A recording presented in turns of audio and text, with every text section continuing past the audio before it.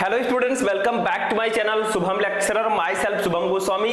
आज का ये वीडियो उन सभी स्टूडेंट्स के लिए है जिनको 1 मार्च को 12th फिजिक्स का पेपर देना है। तो जितने भी स्टूडेंट 1 मार्च को फिजिक्स का पेपर देने वाले हैं वो आज के इस वीडियो को शुरू से लेकर लास्ट तक देखेंगे, क्योंकि फिजिक्स में आपके पास ज्यादा टाइम नहीं है, सिर्फ 1 दिन का गैप है और आपको 1 दिन में ही पूरे फिजिक्स को रिवाइज करना है। तो 1 दिन बहुत है, मैं 1 ही दिन में पूरे फिजिक्स की तैयारी करवाऊंगा। ये तो बहुविकल्पीय प्रश्न का वीडियो है, लेकिन ऐसे ही मैं पूरे फिजिक्स के अतलग उत्तरीय प्रश्न, पूरे फिजिक्स के लघु उत्तरीय प्रश्न एक ही वीडियो में बताऊंगा।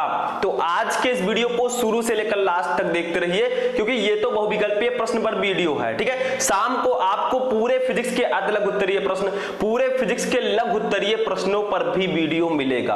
बस आप लोग क्या कीजिए, हमारे साथ रहिए, हमको सपोर्ट करते रहिए, इस वीडियो को लाइक कर दीजिए, चैनल पर नए चैनल को सब्सक्राइब कर लीजिए, क्योंकि बहुत सारे ऐसे स्टूडेंट हैं जो कहते हैं सर फिजिक्स मुझे थोड़ा कठिन लगता है, फिजिक्स में क्या करें। कुछ भी कठिन नहीं है, इसमें भी बहुत सारी ऐसी चीजें हैं जो फिक्स होती हैं, अभी मैं बताऊंगा। ठीक है, आज का ये वीडियो किस टॉपिक पर है, इस वीडियो में मैं आपको पूरे फिजिक्स के, यानी कि फिजिक्स के चैप्टर 1 से लेकर चैप्टर 14 तक, ठीक है, चैप्टर 14 तक जितने भी महत्वपूर्ण बहुविकल्पीय प्रश्न हैं उनको मैं एक ही वीडियो में बताऊंगा। यानी कि पूरे फिजिक्स के बहुविकल्पीय प्रश्न एक ही वीडियो में।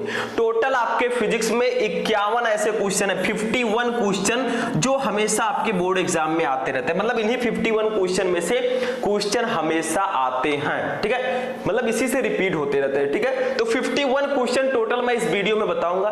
जो भी स्टूडेंट इन 51 क्वेश्चन को पढ़कर जाएगा, बहुविकल्पीय प्रश्नों का नंबर उसका बिल्कुल क्लियर हो जाएगा।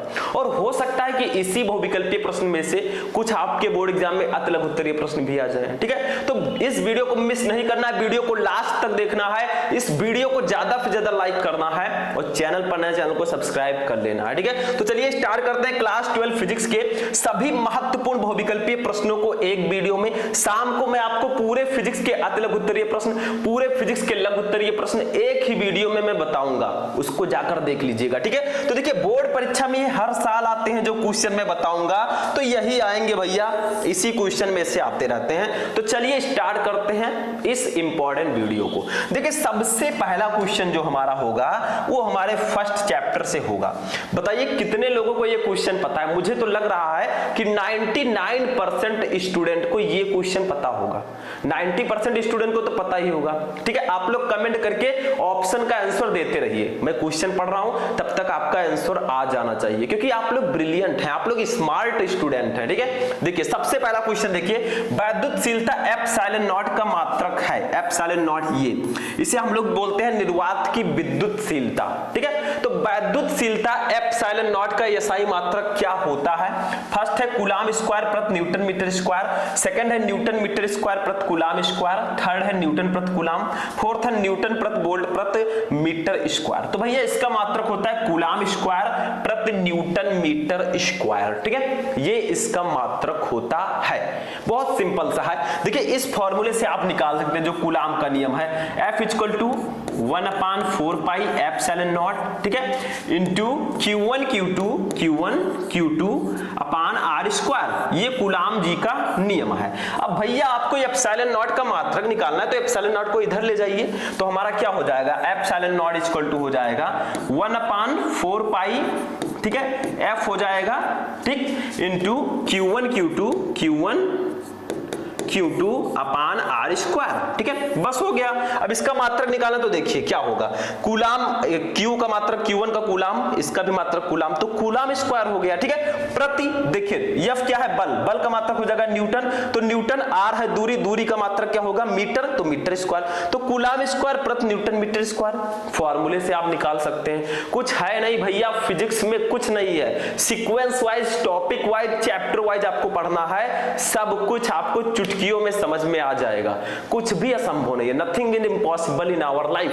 हमारे जीवन में कुछ भी असंभव नहीं है, अगर हम लोग चाहें तो कुछ भी कर सकते हैं। ठीक है, ठीक है, समझ में आया? तो फर्स्ट क्वेश्चन का आंसर होगा फर्स्ट। ठीक है, फर्स्ट ऑप्शन समझ में आया। चलिए नेक्स्ट क्वेश्चन देखते हैं। देखिए ध्यान से समझिएगा जो भी मैं आपको बता रहा हूं। अब ये भी क्वेश्चन सभी को पता होगा, समझ लीजिए, मैं आपका रिवाइज करवा रहा हूं, मैं आपका रिवीजन करवा रहा हूं। ठीक है, क्योंकि ये सब तो आप लोग पढ़ चुके हैं यार, पूरे साल क्या किया? पढ़ाई ही तो किया। क्या किया बताइए? टहले घूमे, पढ़ाई किए, और क्या करेंगे? मोबाइल देखे, स्मार्टफोन।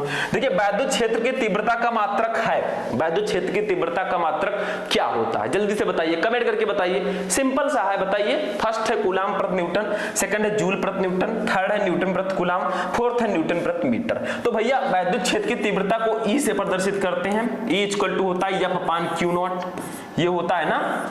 तो इसका मात्रक क्या होगा वैद्युत क्षेत्र की तीव्रता का? F है बल, बल का मात्रक न्यूटन, Q है आवेश, आवेश का मात्रक कूलाम, तो न्यूटन प्रति कूलाम इसका राइट आंसर होगा। बस फॉर्मूला पता है तो आप मात्रक भी निकाल सकते हैं, डायमेंशनल फॉर्मूला भी निकाल सकते हैं, सब निकाल ले जाएंगे। बट यार फॉर्मूला तो पता होना चाहिए ना।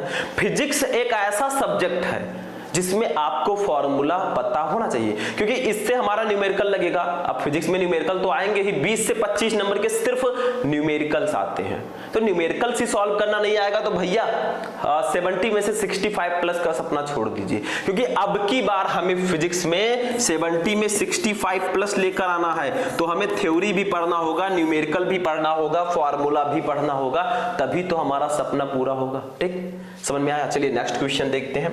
तीसरा क्वेश्चन देखिए क्या है, बहुत इंपॉर्टेंट है। देखिए एक एक क्वेश्चन ध्यान से समझिएगा। टोटल 51 क्वेश्चन है, बैठकर देख लीजिए, बहुत कुछ सीखने को आपको मिलेगा। ठीक है, देखिए विद्युत फ्लक्स का मात्रक होता है। विद्युत फ्लक्स का मात्रक क्या है? फर्स्ट है न्यूटन प्रति कूलाम, सेकंड है वोल्ट मीटर, थर्ड है वोल्ट प्रति मीटर, फोर्थ है न्यूटन मीटर प्रति कूलाम। तो वोल्ट मीटर होता है विद्युत फ्लक्स का मात्रक, तो सेकंड वाला ऑप्शन राइट होगा। ठीक है, विद्युत फ्लक्स का मात्रक क्या होगा? वोल्ट। ठीक, वोल्ट मीटर। नेक्स्ट क्वेश्चन देखिए, ध्यान से समझिएगा। नेक्स्ट क्वेश्चन है वैद्युत क्षेत्र है, वैद्युत क्षेत्र में आघूर्ण वाले द्विध्रुव पर लगने वाला बल आघूर्ण होगा। मतलब बल आघूर्ण का फॉर्मूला आपसे पूछा जा रहा है। देखिए यहाँ पर एरो थोड़ा आगे पीछे है तो उससे टेंशन मत लीजिएगा। जैसे यहाँ पर एरो है वैसे ऊपर इसके भी है वेक्टर। देखिए यहाँ पर इसके ऊपर P वेक्टर और क्रॉस E वेक्टर होगा। ठीक है, तो इसका राइट आंसर क्या होगा? वैद्युत क्षेत्र में आघूर्ण वाले द्विध्रुव पर लगने वाला बल आघूर्ण जो होगा वो P क्रॉस E वेक्टर होगा। ठीक है, P vector cross E vector. ठीक है, तो ये सेकंड वाला ऑप्शन आपका राइट होगा। ठीक है, बल युग्म आघूर्ण का थोड़ा आगे पीछे है तो इसको सही कर लीजिएगा। ठीक है, नेक्स्ट क्वेश्चन देखिए क्या है। नेक्स्ट क्वेश्चन हमारा है 0 केल्विन ताप पर शुद्ध अर्धचालक होता है। यानी कि अगर टेम्परेचर 0 केल्विन हो, 0 केल्विन, तो शुद्ध अर्धचालक जो होगा, एकदम प्योर सेमीकंडक्टर जो होगा, वो किसकी भांति व्यवहार करेगा? सिंपल सा है, बताइए। इसको ओके मत समझिएगा, वो 0 केल्विन लिखा है, केल्विन टेम्परेचर का मात्रक है। ठीक है, नहीं तो ओके समझ लें। ठीक, फर्स्ट है चालक, सेकंड है प्रतिरोधक, थर्ड है शक्ति स्रोत, फोर्थ है विद्युत रोधी। तो 0 केल्विन ताप पर शुद्ध अर्धचालक जो होता है वो विद्युत रोधी की तरह व्यवहार करता है। ठीक है, तो आपका ऑप्शन नंबर 4 राइट होगा। ये क्वेश्चन आपको लास्ट चैप्टर में भी देखने को मिल सकता है, मतलब जो आपका अर्धचालक चैप्टर है उसमें भी ये क्वेश्चन आता है कि 0 केल्विन ताप पर शुद्ध अर्धचालक किसकी भांति व्यवहार करता है? बताइए, तो विद्युत रोधी। ठीक हो गया। नेक्स्ट क्वेश्चन देखते हैं, एक एक क्वेश्चन ध्यान से समझिएगा आप लोग। नेक्स्ट क्वेश्चन देखिए हमारे सेकंड चैप्टर से है। देखिए फर्स्ट चैप्टर से हमने 5 क्वेश्चन पढ़े, अब सेकंड चैप्टर पर आते हैं। चैप्टर का नाम भी यहाँ पर पढ़ा हुआ है, ठीक है, ताकि आपको प्रॉब्लम ना हो कि किस चैप्टर में कौन से ऑब्जेक्टिव क्वेश्चन इंपॉर्टेंट है। बस हो गया, सिंपल सा। ठीक है, नेक्स्ट देखिए विद्युत विभव का मात्रक है। विद्युत विभव V का मात्रक क्या होगा बताइए? फर्स्ट है जूल प्रति कूलाम, सेकंड है जूल इनटू कूलाम, थर्ड है कूलाम प्रति जूल, फोर्थ है न्यूटन प्रति कूलाम। तो V इक्वल टू W/Q होता है भैया। तो W का मात्रक क्या होगा? ये वर्क है, कार्य का मात्रक जूल, Q आवेश, आवेश का मात्रक कूलाम। तो ये फर्स्ट वाला ऑप्शन राइट होगा, कुछ है नहीं इसमें। विद्युत विभव का मात्रक जूल प्रति कूलाम होगा, सिंपल सा है। ठीक, कितने लोगों को पता था कमेंट करके बताइएगा। ठीक है, समझ में आ गया? और कितने लोगों की तैयारी अच्छे से हुई है अब तक वो भी बताइएगा। और 51 क्वेश्चन पढ़ने के बाद आप बताइएगा कि इनमें से कितने क्वेश्चन आपको पता थे, ताकि मुझे एक एवरेज परसेंटेज पता चल सके कि हाँ किस स्टूडेंट की तैयारी कितनी हुई है। ठीक है, चलिए आगे देखते हैं। नेक्स्ट क्वेश्चन 7 नंबर क्वेश्चन देखिए, निम्नलिखित में से धारिता का मात्रक कौन सा है? इन चारों में से कौन सा मात्रक धारिता का है? तो धारिता को हम किससे डिनोट करते हैं? इसको हम C से डिनोट करते हैं। C इक्वल टू फॉर्मूला होता है Q/V। या इसको हम लिख सकते हैं Q इक्वल टू CV, ठीक है। तो हमें धारिता का मात्रक निकालना, तो देखिए Q है आवेश, V है विभवांतर, तो आवेश का मात्रक कूलाम, विभवांतर का मात्रक वोल्ट, तो कूलाम प्रति वोल्ट, ये वोल्टा लिखा है, वोल्टा नहीं होगा, वोल्ट होगा। देखिए ये पीपीटी है, मतलब इसमें थोड़ा मिसप्रिंट भी हो सकता है, लेकिन जो रियलिटी है वो तो मैं आपको बताऊंगा ना। तो कूलाम प्रति वोल्ट इसका राइट आंसर हो जाएगा। एक मात्रक इसका फैरड भी होता है, जो कि ऑप्शन में है ही नहीं, तो क्या हम लिखेंगे, ठीक है, दो मात्रक होते हैं। तो ये C equal to Q/V, Q है आवेश, आवेश का मात्रक कूलाम, B है विभवांतर, विभवांतर का मात्रक वोल्ट। बस हो गया, ऑप्शन नंबर 4 राइट होगा, ठीक है। नेक्स्ट क्वेश्चन देखते हैं। क्वेश्चन नंबर 8 देखिए, बहुत इंपॉर्टेंट है। देखिए, वायु में रखे दो धनावेशों के मध्य परावैद्युत पदार्थ रख देने पर इनके बीच प्रतिकर्षण बल का मान, यानी कि वायु में दो धनावेश रखे हैं, अगर उन दोनों के बीच हम परावैद्युत पदार्थ रख दें तो उनके बीच प्रतिकर्षण बल के मान पर क्या प्रभाव पड़ेगा। बताइए, प्रतिकर्षण का मतलब क्या होता है, एक दूसरे को रिपल्सन करते हैं, मतलब एक दूसरे से दूर जाते हैं। आकर्षण का मतलब एक दूसरे के पास आते हैं, अट्रैक्शन, ठीक, जैसे ब्यूटी अट्रैक्शन करती है। तो देखिए, फर्स्ट है बढ़ जाएगा, सेकंड है घट जाएगा, थर्ड है वही रहेगा, और फोर्थ है शून्य, ठीक है। तो इसका राइट आंसर होगा ऑप्शन नंबर सेकंड, घट जाएगा। देखिए, वायु में रखे दो धनावेशों के मध्य परावैद्युत पदार्थ रख देने पर इनके बीच प्रतिकर्षण बल का मान जो है वो घट जाएगा, ठीक है। ये आपका option number 8, sorry, question number 8 का सेकंड ऑप्शन राइट होगा। समझ में आ रहा है, नो प्रॉब्लम, बहुत सिंपल से क्वेश्चन है, इसको ध्यान से समझिएगा, क्योंकि जितने भी क्वेश्चन मैं इसमें बताऊंगा सब एकदम यूनिक हैं, सब इंपॉर्टेंट हैं। आप लोग प्रीवियस ईयर पेपर उठाकर देख लीजिए, इन क्वेश्चन में से बहुत सारे ऐसे क्वेश्चन हैं जो आए हैं और आएंगे भी 1 मार्च को, देख लीजिएगा, ठीक। ऐसा कीजिए कि बाद में आपको पछताना ना पड़े। देखिए 9 नंबर क्वेश्चन देखिए क्या है। 9 नंबर हमारा है 100 माइक्रोफैरेड धारिता वाले संधारित्र को 10 वोल्ट तक आवेशित करने पर उसमें संचित ऊर्जा होगी। फर्स्ट है 5 × 10⁻³ जूल, सेकंड है 0.5 × 10⁻³ जूल, थर्ड है 0.5 जूल, फोर्थ है 5 जूल। तो भैया इसको लगाएंगे कैसे? अब ऐसे क्वेश्चन तो दे दिया गया, ये न्यूमेरिकल है, ये आपके अति लघुत्तरीय प्रश्नों में भी आ सकता है। देखिए धारिता कितनी है हमारा, 100 माइक्रोफैरेड है, 100 माइक्रोफैरेड। इसको पहले फैरेड में बदल देंगे तो 100 × 10⁻⁶ फैरेड ये हो जाएगा, ठीक है। उसके बाद में विभवांतर V है हमारा 10 वोल्ट, 10 वोल्ट। तो फॉर्मूला लगा दीजिए स्थितिज ऊर्जा का, U = 1/2 CV², 1/2 CV², बस इसी पर रख दीजिए, सॉल्व हो जाएगा। देखिए मैं ऊपर रख रहा हूं, इसको मैं इरेज कर दे रहा हूं, ठीक है। 1/2 CV² है, तो U = हमारा हो जाएगा 1/2, C की वैल्यू मैंने बताया कितना होगा, 100 × 10⁻⁶ इंटू, देखिए V का स्क्वायर है तो V है 10 वोल्ट, इसका स्क्वायर 100 हो जाएगा, ठीक है, हो गया। अब देखिए क्या करेंगे हम, इसको इससे कट कर देंगे, 50 हो गया, ठीक है। अब U = हमारा हो जाएगा, इसको हम लिख सकते हैं 50 × 10⁻⁶ है, 10⁻2 इसको लिख सकते हैं 100 को, ठीक है, तो 10⁻⁴ हो जाएगा, ठीक है। इसको लिख सकते हैं U = 5 × 10⁻³ जूल। तो बताइए कौन सा ऑप्शन राइट होगा, बता दीजिए जल्दी से। ये फर्स्ट वाला ऑप्शन राइट होगा, तो फॉर्मूला याद है फर्स्ट वाला, देखिए ध्यान दीजिएगा, ये वाला ऑप्शन राइट होगा, ठीक है, 5 × 10⁻³ जूल, ठीक है। तो फॉर्मूला अगर आपको याद है कि हाँ भैया इसके लिए हमें U = 1/2 CV² लगाना है, हमारा न्यूमेरिकल लग जाएगा, कुछ है नहीं, तो कुछ भी नहीं है, बहुत सिंपल सा है, नोट हो गया और समझ में भी आपको आ चुका होगा। नहीं आया तो यहां से आप समझ सकते हैं, फॉर्मूला आपके पास है, ठीक है, आपके सामने है। 10 नंबर देखिए क्या है हमारा, 10 देखिए विद्युत धारा चैप्टर का क्वेश्चन आ गया। देखिए विद्युत धारा घनत्व J तथा अपवाह वेग BD, इसको VD लिखते हैं, VA नहीं, BD में क्या संबंध होता है, तो यहां पर भी इसको D कर दीजिएगा। देखिए थोड़ी मिसप्रिंट हो गई है, ठीक है, तो आपके दिमाग में तो वैसे प्योर है तो आप सही कर दीजिए, ठीक है। तो विद्युत धारा घनत्व J तथा अपवाह वेग BD में क्या संबंध होता है, what is the relation between current density and drift velocity, बताइए क्या होता है इनमें, व्हाट इज द रिलेशन कहेंगे, ठीक है। देखिए फर्स्ट है J = NEVD, सेकंड है J = NE/VD, थर्ड है J = VAE/N, फोर्थ है J = NEV²A। तो भैया ये वाला ऑप्शन सही होगा, J = NEVD, ये इस प्रकार से लिखेंगे, J = NEVD, VD, ठीक है, जहां पर J है धारा घनत्व, N है नंबर ऑफ इलेक्ट्रॉन्स यानी कि इलेक्ट्रॉनों की संख्या, E है इलेक्ट्रॉन पर आवेश और VD है ड्रिफ्ट वेलोसिटी यानी कि अपवाह वेग। बस हो गया, समझ में आ रहा है, कुछ है नहीं इसमें, बहुत सिंपल से क्वेश्चन है। नोट करते चलिए, पढ़ते चलिए हमारे साथ और आगे बढ़ते चलिए, ठीक है, हमें रुकना नहीं है और तब तक नहीं रुकना है जब तक हम मंजिल तक नहीं पहुंच जाते। हम 65 प्लस जब तक नहीं लाएंगे, जब तक हम फिजिक्स के पेपर में 70 में 70 नहीं करके आएंगे, तब तक हमें चैन नहीं मिलेगा। अब कौन सा चैन, ये वाला चैन नहीं, ठीक है, मतलब हमारे दिल को सुकून नहीं मिलेगा, ठीक है। आगे देखिए 11 नंबर देखिए क्या है, एक बेलनाकार चालक की प्रतिरोधकता एवं विशिष्ट चालकता का गुणनफल निर्भर करता है।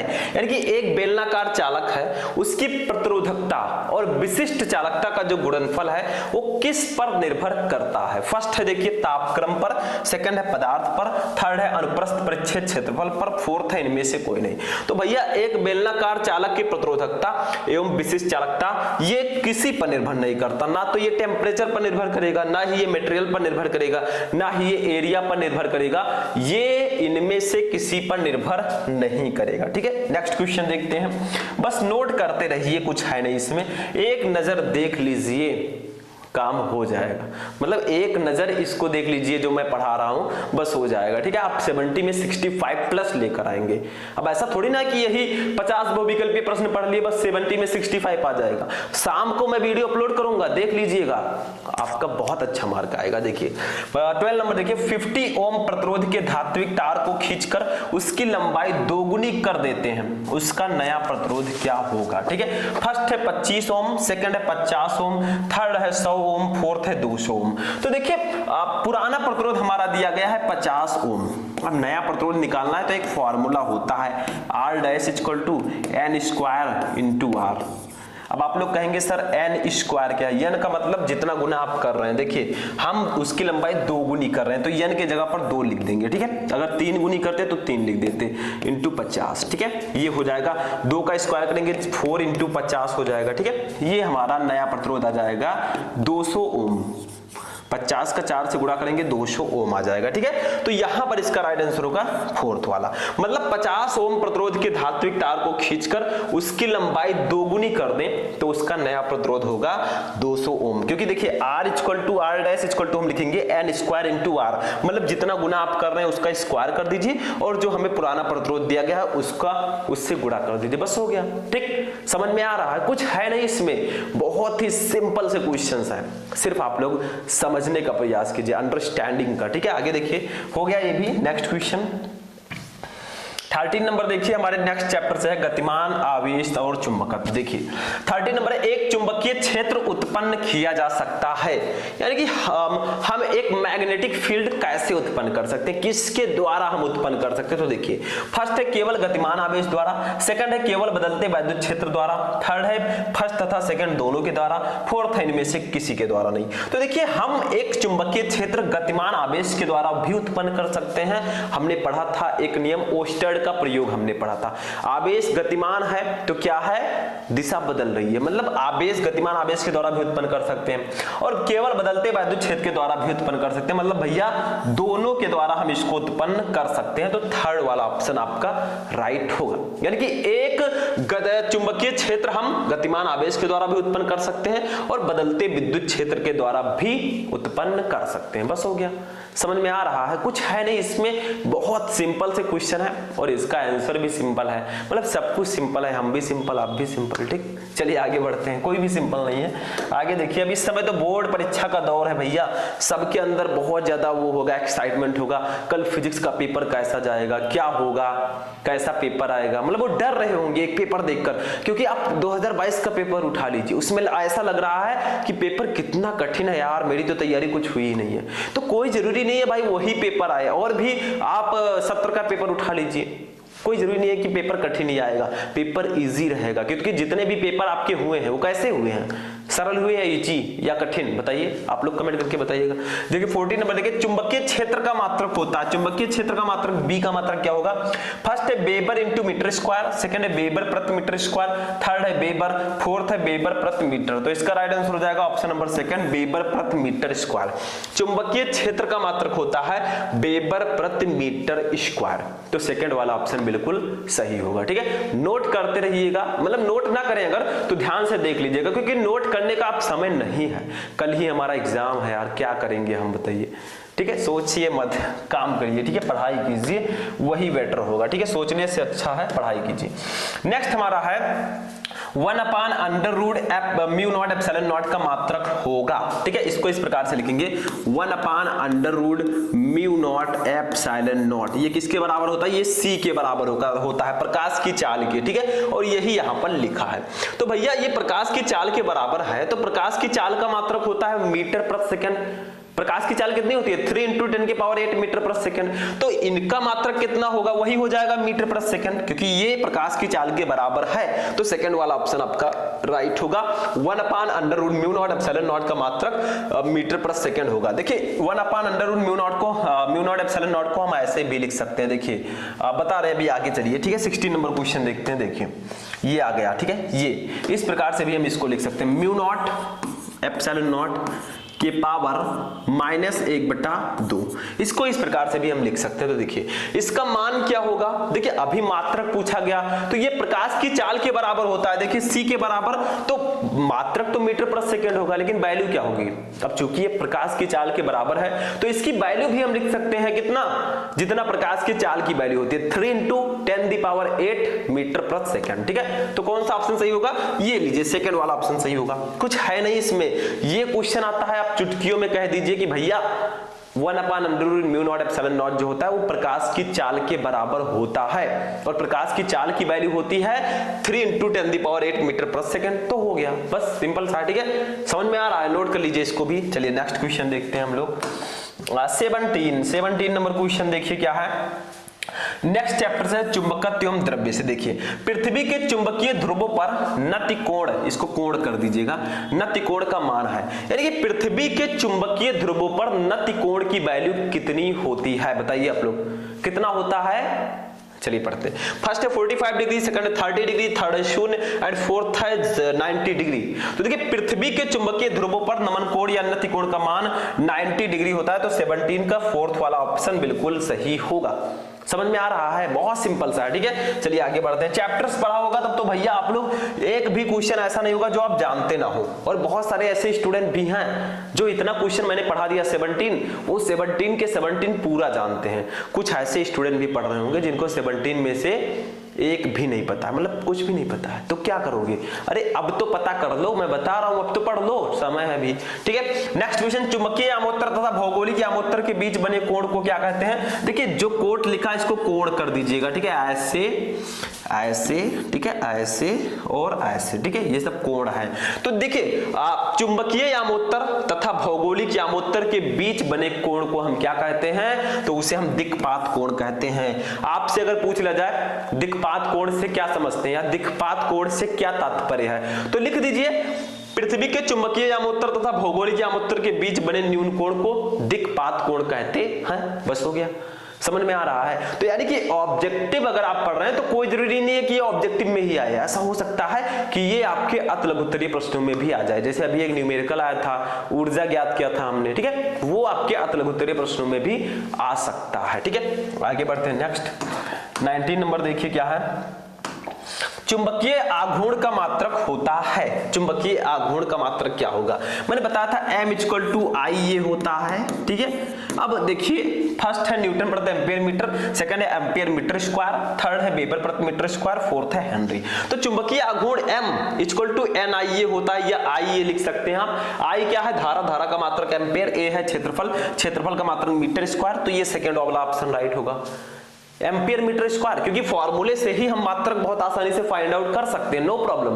ठीक है, तो इसका सेकंड वाला ऑप्शन बिल्कुल सही होगा। समझ में आ गया? No problem. ठीक, आगे बढ़ते हैं। नेक्स्ट क्वेश्चन देखिए 20 नंबर क्वेश्चन। अब इसको देखते हैं, वैद्युत चुंबकीय प्रेरण चैप्टर से है, तो इसको भी पढ़ लेंगे हम लोग भैया, क्योंकि सब पढ़ते आ रहे हैं तो इसमें क्या जाता है, ये भी सिंपल सा ही है। देखिए लेंज का नियम किसके संरक्षण नियम के अनुरूप उत्पन्न होता है, यानी कि जो लेंज का नियम होता है आप लोगों ने इस चैप्टर में पढ़ा, वो किस के संरक्षण के अनुरूप उत्पन्न होता है। फर्स्ट है आवेश, सेकंड है संवेग, थर्ड है ऊर्जा, फोर्थ है द्रव्यमान। तो इसका राइट आंसर होगा ऑप्शन नंबर थर्ड, ऊर्जा। देखिए लेंज का नियम ऊर्जा संरक्षण के नियम के अनुरूप उत्पन्न होता है, ये बात ध्यान रखिएगा। लेंज का नियम ऊर्जा, ठीक है, एनर्जी ऊर्जा, ठीक, मतलब लेंज का नियम जो है ये ऊर्जा संरक्षण के नियम के अनुरूप उत्पन्न होता है। बस हो गया, ठीक है। अब इसको कैसे याद करें, बताइए कैसे याद करेंगे, सिंपल सा है। देखिए लेंज में देखिए क्या आता है, लेंज, ठीक है। अब लेंज के लास्ट में आता है जा, लेंज के लास्ट में क्या आया, जा, और ऊर्जा के लास्ट में क्या आता है, ऊर्जा के लास्ट में भी जा आता है। तो जाइएगा नहीं आप लोग, मतलब मैं एक ट्रिक बता रहा हूं, ठीक है। लेंज के लास्ट में जा, ऊर्जा के लास्ट में जा, तो लेंज का नियम ऊर्जा के संरक्षण के अनुरूप उत्पन्न होता है। बस हो गया, समझ में आया, दैट्स अ ट्रिक, ये एक ट्रिक है, ठीक है। नेक्स्ट चलिए देखते हैं 21 नंबर देखिए स्टूडेंट, हेनरी प्रति मीटर, हेनरी प्रति मीटर होगा, ठीक है। हेनरी प्रति मीटर मात्रक है, किसका मात्रक है, हेनरी प्रति मीटर, ठीक है। फर्स्ट है चुंबक वैद्युतशीलता का, सेकंड है चुंबकशीलता का, थर्ड है परावैद्युतांक का, फोर्थ है स्वप्रेरकत्व का, ठीक है। तो इसका राइट आंसर होगा चुंबकशीलता का। हेनरी प्रति मीटर जो है ये चुंबकशीलता का मात्रक होता है। बस हो गया, ठीक, समझ में आ रहा है, नो प्रॉब्लम, ठीक। चलिए आगे बढ़ते हैं, आप लोग बताइएगा कोई भी कंफ्यूजन हो तो हमारे कमेंट बॉक्स में आप लोग बताइए। नेक्स्ट क्वेश्चन, L/R की विमा होगी जहां L प्रेरकत्व है तथा R प्रतिरोध है, यानी कि L/R की विमा क्या होगी, ठीक है। L क्या है, ये है प्रेरकत्व, R है प्रतिरोध, ठीक है। तो फर्स्ट है M0 L0 t के पावर -1, सेकंड है M0 LT, थर्ड है M0 L0 t और फोर्थ है MLT -2। तो 22 का हमारा थर्ड ऑप्शन राइट होगा, M0 L0 t, ठीक है। ये हमारा मात्रक होगा किसका, L/R की बीमा हो जाएगी, ठीक है, क्योंकि L है प्रेरकत्व और R है हमारा क्या, R हमारा क्या है बताइए, R हमारा क्या है, प्रतिरोध, ठीक है, समझ में आ गया। तो ये हमारा मात्रक हो जाएगा, इसमें कुछ है नहीं, ठीक है, सिंपल सा है। तो आपका थर्ड वाला ऑप्शन बिल्कुल सही होगा, ठीक, नोट कर लीजिए। चलिए आगे बढ़ते हैं 23 नंबर क्वेश्चन देखिए। अब आते हैं प्रत्यावर्ती धारा चैप्टर पर, क्योंकि ये अल्टरनेटिव करंट हमारा है 7वां चैप्टर और इसके भी ऑब्जेक्टिव क्वेश्चन आते हैं। इस चैप्टर से न्यूमेरिकल आने के चांसेस भी ज्यादा हैं, तो पढ़कर जाइएगा, ठीक है। देखिए प्रेरकत्व का मात्रक क्या होता है, प्रेरकत्व फर्स्ट है ओम सेकंड है ओम प्रति सेकंड, थर्ड है सेकंड प्रति ओम, फोर्थ है 1 प्रति ओम सेकंड। तो इसका राइट आंसर होगा ऑप्शन नंबर फर्स्ट, ओम सेकंड। प्रेरकत्व का मात्रक होता है ओम सेकंड, ठीक है, ये इसका मात्रक होता है। बस हो गया, सिंपल सा है, कोई प्रॉब्लम तो नहीं है, बहुत सिंपल है, ठीक है, ये भी हो गया। चलिए आगे बढ़ते हैं। नेक्स्ट क्वेश्चन देखिए 24, अनुनाद की स्थिति में LC परिपथ की आवृत्ति है, यानी कि अनुनाद की स्थिति में LC परिपथ की आवृत्ति का फॉर्मूला क्या होगा। अब बहुत सारे स्टूडेंट कंफ्यूज होंगे, अरे सर जी इसमें तो कोई ऑप्शन सही ही नहीं लग रहा है। तो वही भले ही ना हो, मैं तो बताऊंगा सही ना।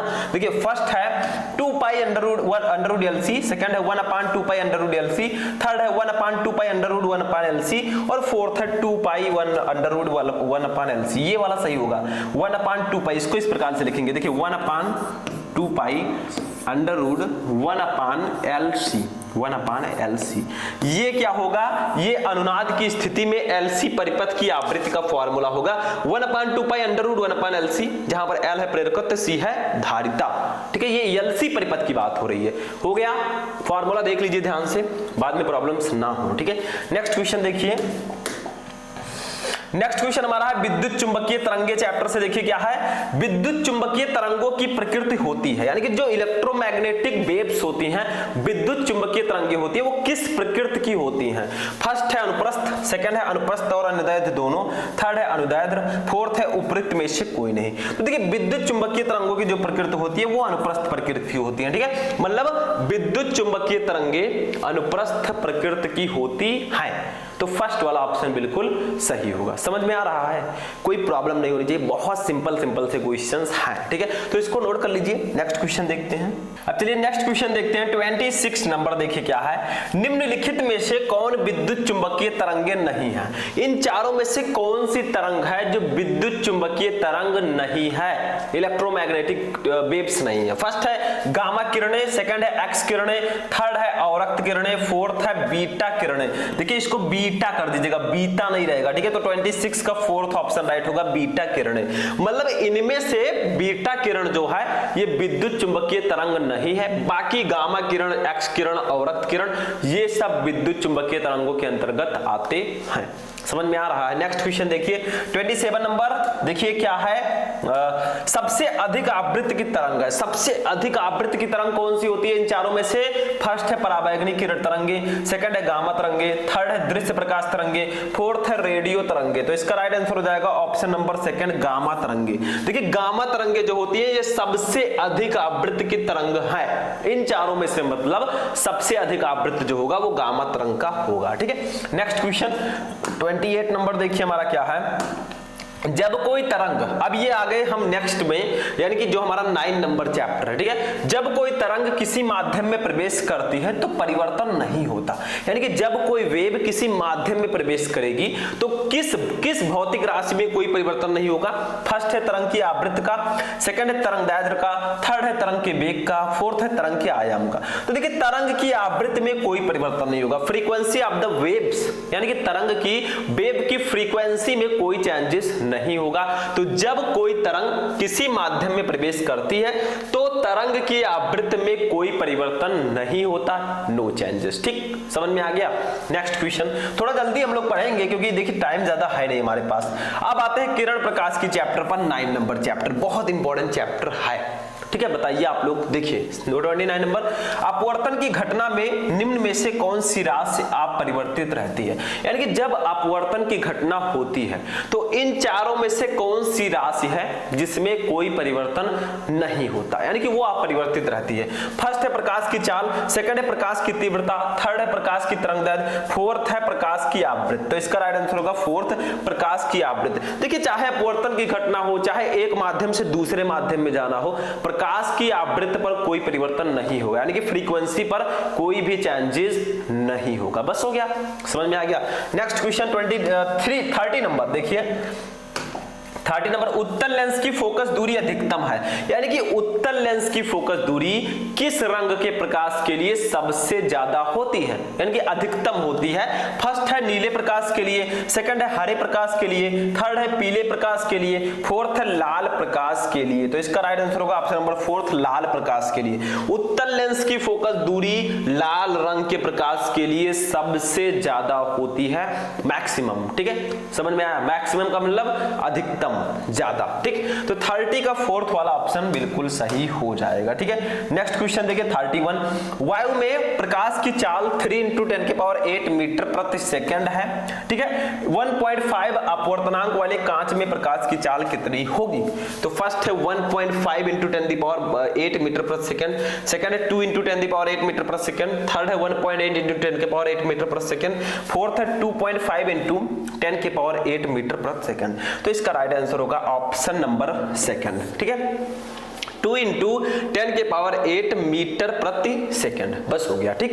समझ में आ गया। चलिए नेक्स्ट देखते हैं, क्योंकि इसमें देखिए हमें क्या है, अपवर्तनांक दिया गया था, प्रकाश की चाल भी दी गई थी, ठीक है। समझ में आया, तो ये आपको निकालना था प्रकाश की चाल, ठीक है। चलिए आगे बढ़ते हैं। नेक्स्ट 32 देखिए, प्रिज्म से गुजरने पर निम्नलिखित में से किस रंग के प्रकाश का विचलन अधिकतम होगा? यानी कि इन चारों रंग को अगर हम प्रिज्म से गुजारें, कोई प्रिज्म है, ठीक है, उससे हम इन चारों रंग को गुजारें तो सबसे ज्यादा विचलन किस रंग का होगा? देखिए प्रिज्म से गुजारने के बाद निम्नलिखित में से किस रंग के प्रकाश का विचलन अधिकतम होगा? फर्स्ट है लाल रंग, सेकंड है बैगनी रंग, थर्ड है नीला रंग, फोर्थ है हरा रंग। तो इसका राइट आंसर होगा ऑप्शन नंबर सेकंड, बैगनी रंग। देखिए प्रिज्म से गुजरने पर निम्नलिखित में से बैगनी रंग का विचलन सबसे अधिकतम होगा, ठीक है, अगर हम प्रिज्म से गुजारे। समझ में आ रहा है? कुछ है नहीं, बहुत सिंपल से हैं। देखिए ये सब चीजें वन लाइनर होती है, मतलब आपको क्या करना है, क्वेश्चन का आंसर समझना है, बस जाकर बोर्ड में आप ऐसे सही आंसर दे लेंगे, ठीक है, कोई प्रॉब्लम ही नहीं होगी। चलिए आगे बढ़ते हैं। 33 देखिए, नेत्र लेंस की प्रकृति होती है, जो हमारा नेत्र है ये देखिए आई आंख, ये देखिए, ठीक है, इसकी प्रकृति कैसी होती है, यानी कि जो हमारे नेत्र में लेंस है वो किस प्रकृति का होता है ये आपको बताना है, ठीक है। फर्स्ट है अभिसारी, सेकंड है अपसारी, थर्ड है अभिसारी तथा अपसारी दोनों, फोर्थ है इनमें से कोई नहीं। तो जो नेत्र लेंस होता है हमारा, ठीक है, वो अभिसारी प्रकृति का होता है, उत्तल लेंस समझ लीजिए एक प्रकार का, ठीक है। तो नेत्र लेंस की प्रकृति अभिसारी होती है, तो फर्स्ट वाला ऑप्शन आपका बिल्कुल सही होगा। 34 नंबर देखिए क्या है, क्वेश्चन देखते रहिए। सामान्य नेत्र के लिए स्पष्ट दृष्टि की न्यूनतम दूरी कितनी होती है? हाई स्कूल से ही आप पढ़ते आ रहे हैं कि हमारे नेत्र की स्पष्ट दृष्टि की न्यूनतम दूरी कितनी होती है, मतलब जहां तक हम एकदम स्पष्ट रूप से देख सकें, एकदम साफ साफ। फर्स्ट है अनंत, सेकंड है 50 सेंटीमीटर, थर्ड है 25 सेंटीमीटर, फोर्थ है 75 सेंटीमीटर।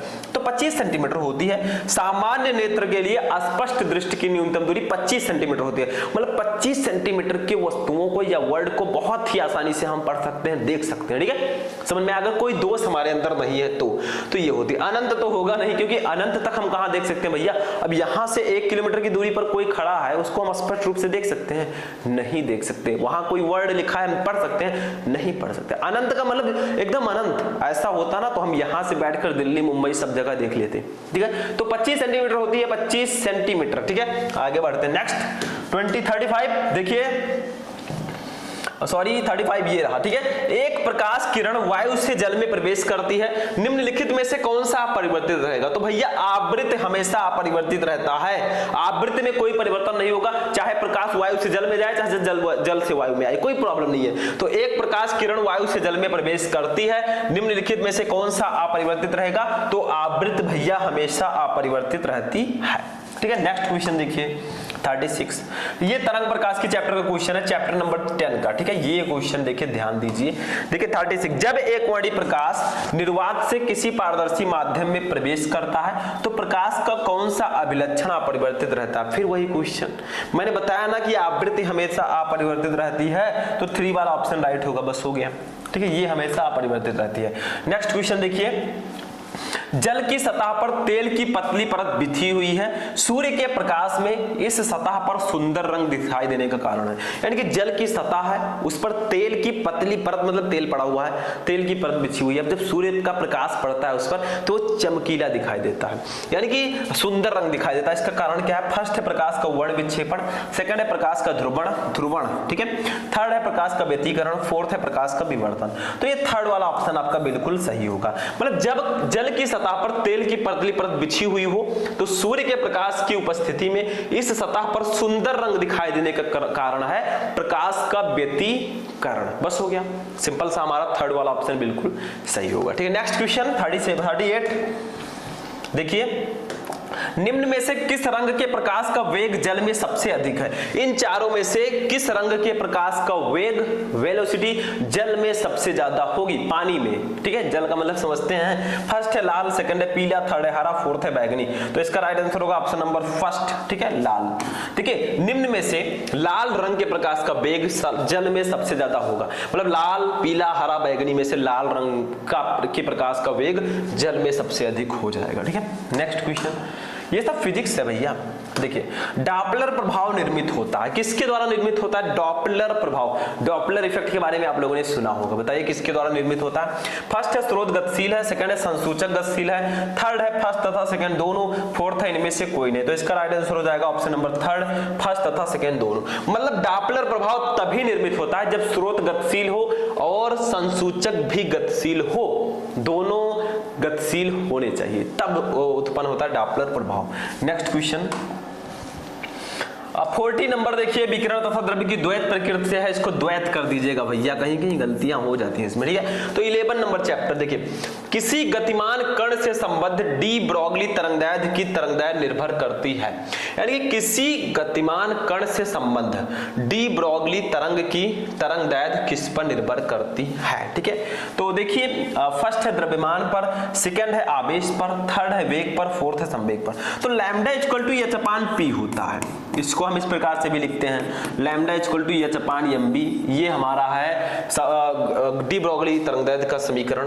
तो देखिए भैया यहाँ पर ध्यान दीजिए, द्रव्यमान पर तो ये निर्भर कर रही है यम, आवेश पर वेग पर भी निर्भर कर रही है v, संवेग पर भी निर्भर कर रही है इंपल्स p, लेकिन आवेश पर ये निर्भर नहीं करती।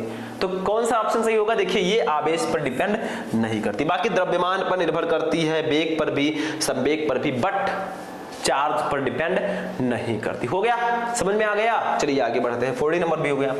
नेक्स्ट क्वेश्चन 41, निम्नलिखित एक ही वेग से गतिमान है। निम्नलिखित कण, यहां पर कण लिख दीजिएगा मेरे भाई।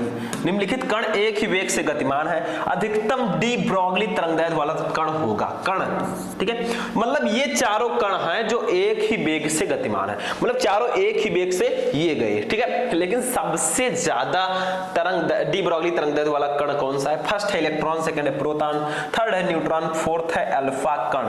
इसको कण कर दीजिएगा, ठीक है। तो इसका फर्स्ट वाला ऑप्शन राइट होगा इलेक्ट्रॉन। अगर इलेक्ट्रॉन, प्रोटॉन, न्यूट्रॉन, अल्फा कण, ठीक है, या एक्स कण एक ही वेग से गतिमान हो तो सबसे अधिक डी ब्रोगली तरंगदैर्घ्य हमारे इलेक्ट्रॉन भैया का होगा। समझ में आया? तो फर्स्ट वाला ऑप्शन बिल्कुल सही है। बोरिंग तो नहीं हो रहे आप लोग, टेंशन मत लीजिए, 10 क्वेश्चन और है, पढ़ लीजिए भैया, बार बार समय आएगा नहीं, ठीक है। जो बीत गया है वो कल दौड़ ना आएगा, इस दिल में सिवा तेरे कोई और ना आएगा। मतलब आपके नहीं, आप लोग बुक से कहिए इस दिल में सिवा तेरे कोई और ना आएगा, ठीक है, बुक से। आज आगे देखिए नेक्स्ट 42 देखिए, यदि किसी कण, ये क्या है भाई इतना ज्यादा, यदि किसी कण का संवेग दोगुना कर दिया जाए तो डी ब्रोगली तरंगदैर्घ्य होगी। तो lambda equal to H upon P होता है भैया। अब इसको दोगुना कर दिया जाए तो बताइए इस किसका होगा, क्योंकि लैम्डा जो है इसके व्युत्क्रमानुपाती है, ठीक है, 1 अपान पी के। अब इसको दोगुना कर दिया गया तो सोच लीजिए ये आधी नहीं हो जाएगी, ये भैया इसके व्युत्क्रमानुपाती, अगर ये घटेगा, पी घटेगा तो लैम्डा बढ़ेगा। अब देखिए इसको दोगुना कर दिया गया तो ये घट जाएगा, मतलब फर्स्ट है अपरिवर्तित, सेकंड है 4 गुनी, थर्ड है 2 गुनी, फोर्थ है आधी, तो आधी हो जाएगी। अगर किसी कण का संवेग हम दोगुना कर देते हैं, ठीक है, तो डी ब्रोगली तरंगदैर्घ्य उसकी आधी हो जाएगी। बस हो गया, आगे बढ़ते हैं नेक्स्ट 43 देखो, तरंगदैर्घ्य के फोटॉन की ऊर्जा होगी, लैम्डा तरंगदैर्घ्य के फोटॉन की ऊर्जा कितनी होगी? तो कितनी बार मैं बताऊं, E equal to H C upon lambda बताया था मैंने ना, कार्यफलन या ऊर्जा। तो E equal to H C upon lambda लिख दीजिए, हो गया, कोई प्रॉब्लम तो नहीं है। H क्या है? प्लांक नियतांक, जिसको हम इंग्लिश में प्लांक कांस्टेंट भी बोलते हैं। C है प्रकाश की चाल, ठीक है। लैम्डा है तरंगदैर्घ्य, बस यही होगा लैम्डा तरंगदैर्घ्य के फोटॉन की ऊर्जा का फॉर्मूला, ठीक है। समझ में आ गया? नोट कर लीजिए, क्योंकि इसमें ऑप्शन नहीं है तो मैं तो हूं यार, मैं ऑप्शन नहीं देता, सीधा दिमाग में ठोक देता, मतलब सीधा आंसर लिख देता हूं, ठीक, किसी के दिमाग में ठोकने नहीं आऊंगा। आगे देखिए 44, ये हमारे 12 नंबर चैप्टर से है परमाणु, क्योंकि भैया 14 चैप्टर तक हमें पढ़ना है तो ये 12 नंबर चैप्टर से। देखिए एक हाइड्रोजन परमाणु को आयनित करने के लिए आवश्यक न्यूनतम ऊर्जा है, यानी कि अगर एक हाइड्रोजन परमाणु को हमें आयनित करना है तो आवश्यक न्यूनतम ऊर्जा कितनी होगी?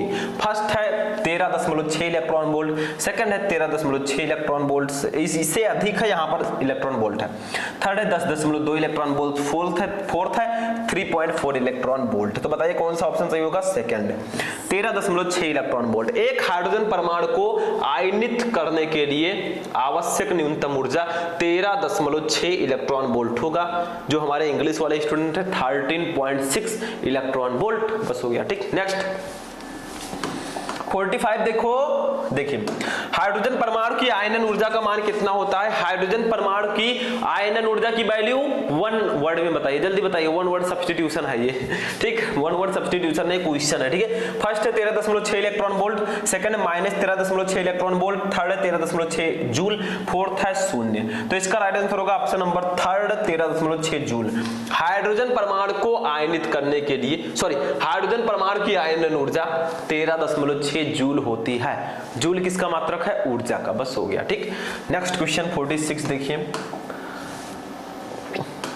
ये नाभिक चैप्टर का क्वेश्चन है। एक एएमयू के तुल्य ऊर्जा है। एक एएमयू किसके बराबर होता है? फर्स्ट है 190 एमईबी, सेकंड 139 एमईबी, थर्ड है 913 एमईबी, फोर्थ है 931 एमईबी। तो ये फोर्थ वाला सही होगा। एक एएमयू 931 एमईबी के बराबर होता है।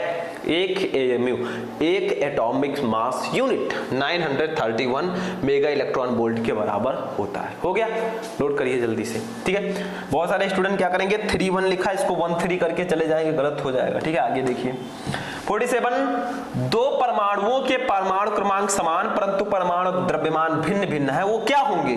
तो जिनके परमाणु क्रमांक समान, परमाणु भार भिन्न भिन्न होते हैं, उन्हें हम कहते हैं समस्थानिक। और जिनके परमाणु क्रमांक भिन्न भिन्न और परमाणु भार समान होते हैं, वो समभारिक होंगे। बस हो गया, ठीक। नेक्स्ट देखिए 48, सूर्य की विकिरण ऊर्जा का स्रोत है। सूर्य की विकिरण ऊर्जा का स्रोत क्या है? मतलब सूर्य की विकिरण ऊर्जा किससे प्राप्त होती है, स्रोत क्या है, ठीक है। जैसे हमें विटामिन ए का स्रोत हमें गाजर हो गया, ठीक है, ठीक है। वैसे इसमें देखिए, फर्स्ट है नाभिकीय विखंडन, सेकंड है प्रकाश वैद्युत प्रभाव, थर्ड है साइक्लोट्रॉन, फोर्थ है नाभिकीय संलयन।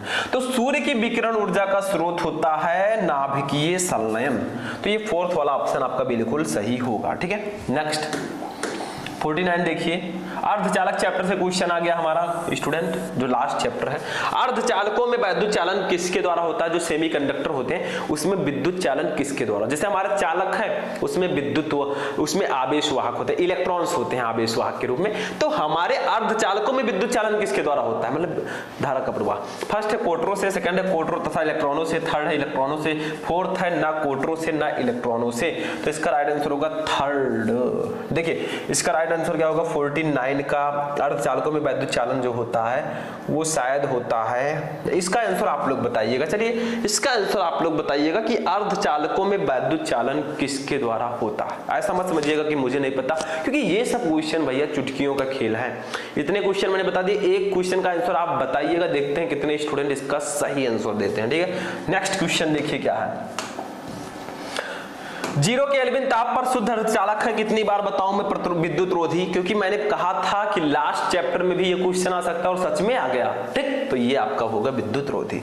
लास्ट वन क्वेश्चन देखते हैं, ठीक है। पीएन संधि डायोड के अवक्षय परत में होते हैं। पीएन संधि डायोड के जो होता है इसके अवक्षय परत में क्या होते हैं, ठीक है। फर्स्ट है केवल कोटर, सेकंड है केवल इलेक्ट्रॉन, थर्ड है इलेक्ट्रॉन तथा कोटर दोनों, फोर्थ है ना इलेक्ट्रॉन तथा ना कोटर। तो भैया इसका राइट आंसर होगा फोर्थ, ना इलेक्ट्रॉन ना कोटर। तो पीएन संधि डायोड के अवक्षय परत में ना तो इलेक्ट्रॉन होते हैं और ना ही कोटर होते हैं। बस हो गया, ठीक है। इतना बड़ा ट्रिक मैंने मार दिया। तो इसी लंबे ट्रिक के साथ आज का ये वीडियो फिनिश होता है। मतलब टोटल मैंने आपको फिजिक्स के 51 क्वेश्चन बता दिए जो आपके चैप्टर 1 से चैप्टर 14 तक थे। अब भैया कितने क्वेश्चन आपको इसमें से पता थे ये आप लोग कमेंट बॉक्स में बताइएगा, क्योंकि इतना तो आप कर ही सकते हैं। तो आज का ये इंटरेस्टिंग वीडियो यहीं पर फिनिश होता है। कैसा लगा आपको ये वीडियो कमेंट करके बताइएगा। तो चलिए हम मिलते हैं किसी नेक्स्ट वीडियो में नेक्स्ट टॉपिक के साथ। आप लोग इस वीडियो को लाइक कर दीजिएगा, चैनल पर चैनल को सब्सक्राइब कर लीजिएगा, इस वीडियो को अपने उन दोस्तों के साथ भी शेयर कीजिएगा जो आपके साथ पढ़ रहे हैं, ठीक है। तो चलिए मिलते हैं नेक्स्ट वीडियो में नेक्स्ट टॉपिक के साथ। तब तक के लिए जय हिंद।